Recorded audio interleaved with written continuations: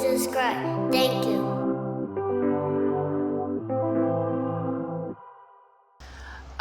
Africa is a continent. It's a continent. It's made up of several different countries that practice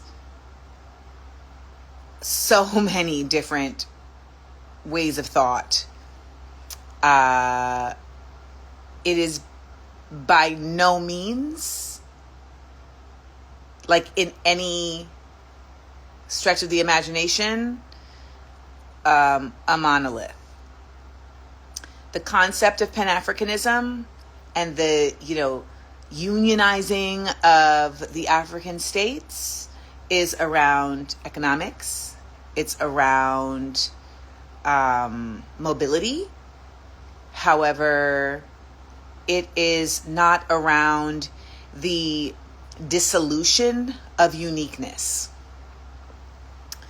When anyone refers to the continent of Africa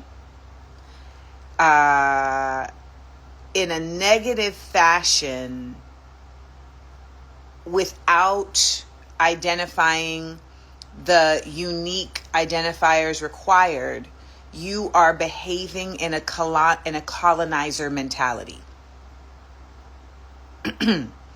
So an example of that is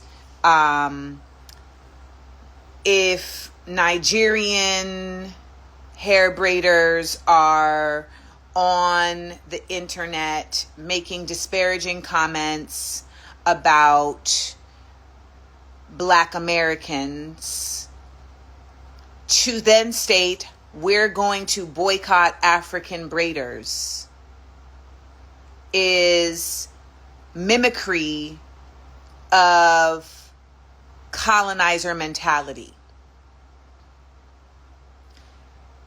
Now, would you boycott the individuals making, oh, look at fine ass Eric Angelo.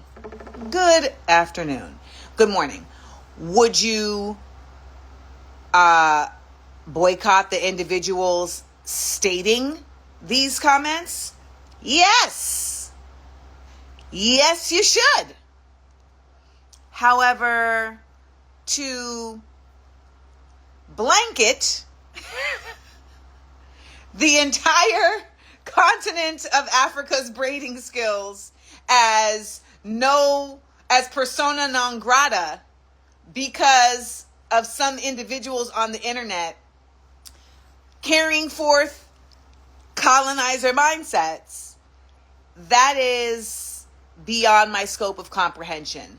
And to be quite honest, I would ask those people, what are they also boycotting at present that makes this a priority? What are they boycotting at present that makes this a priority? I am in no way suggesting that there aren't absolutely folks who are from African countries who speak disparagingly about Black Americans. I just did an episode of Surrounded. It airs on August 17th. I'm not sure if they're going to air. I don't know what the edit will be. But at one point, I had to look dead into the camera. Stop correcting me and saying Al-Kabulan is the name of Africa. If I say Al-Kabulan, no one's going to know what I'm talking about. They're going to think that that is some far off land in a fantasy novel. And I am trying to speak in a way where people can understand what I'm talking about. Back to the lecture at hand. I did an episode of Surrounded, one Black radical surrounded by 20 Black conservatives. And there was a constant narrative being said that was Black people are, lazy. Black people are, there's no such thing as white supremacy. Black people are victims, etc. And it took me till the end of the taping to then start asking, where are y'all from? And realize that many of the people that were there that had these sentiments were first generation or immigrants. And I had to then direct to the camera and say, let me make it abundantly clear that if you are not from the United States of America, if you do not live in the United States of America and have an intrinsic knowledge of Black American existence, shut the F up. It is different here. Being Black is different here. The Black existence is different here. The Black history is different here. Black identity is different here. So I don't want to hear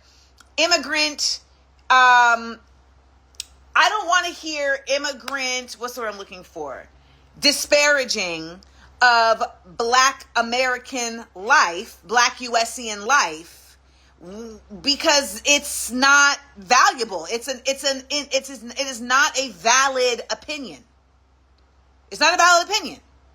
In the same way that if I'm not from a nation on the continent, I'm not going to speak disparagingly about what they doing unless it has to do with corrupt leaders that are engaging in the harm of their own people.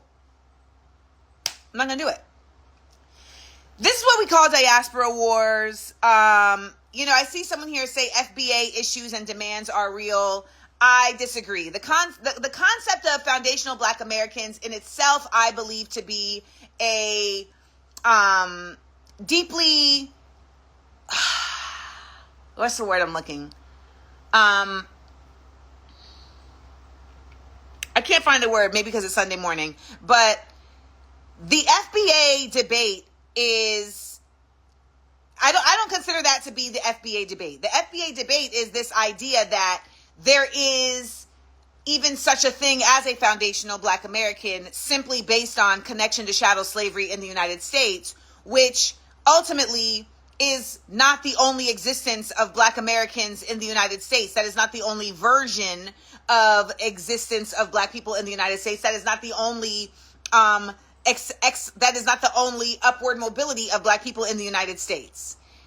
So to suggest that an entire identity is solely based on its juxtaposition to subjugation, I believe to be a deeply flawed foundation. A deeply flawed foundation.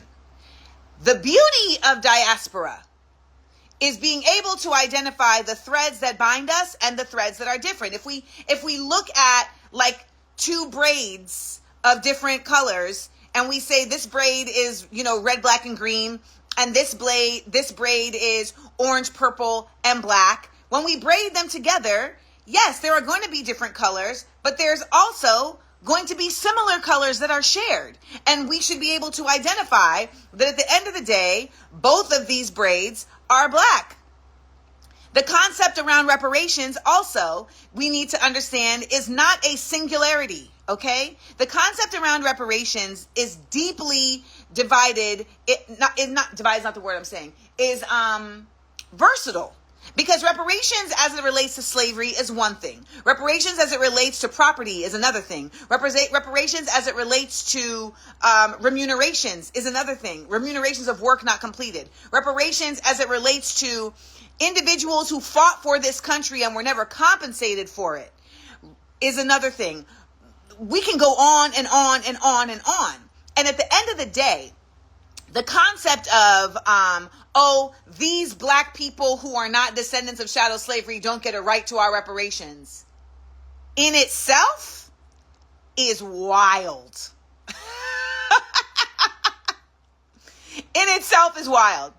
Because we can make the argument that chattel slavery, again, is not even solely existent in the United States. Chattel slavery has been throughout the Western Hemisphere.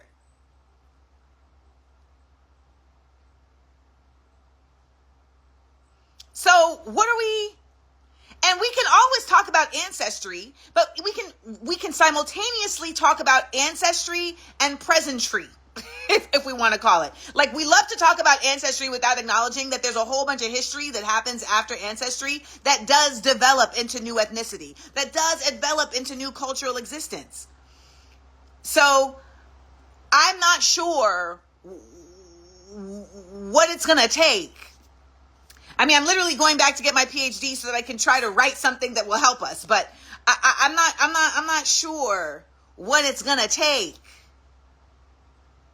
to really grasp that if you're acting like the same oppressor who oppressed you, then you are now the oppressor.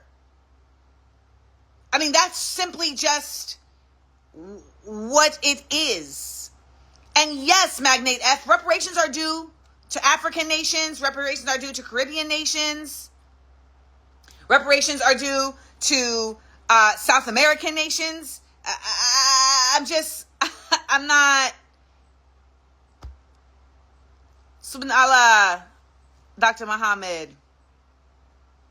So I just don't know how we got to, I do know how we got here, but I say all of that to say, reasons I will unfollow people. I will unfollow people if they are overtly Zionists. I will unfollow people if they're kind of Zionists. I will unfollow people who enable or allow for Zionists to exist. I will do the same for people who allow for xenophobia to exist in their space. People who, and does everyone here know what xenophobia is? Let me know if you don't now. No, actually, look it up. Xenophobia. I will unfollow people if they are, I will unfollow people if I share with them, hey, this ain't it, and they don't take that as a moment to reflect and instead stand where they are. Because at this point, and I had to say this to my mother last night, I am only speaking from a place of love and elevation anytime. That's it. I'm only speaking from a place of love and elevation every time. So if I take the time to directly speak to you and say, hey, this ain't it, and you don't take the time to pause, I'm not going to take any more time.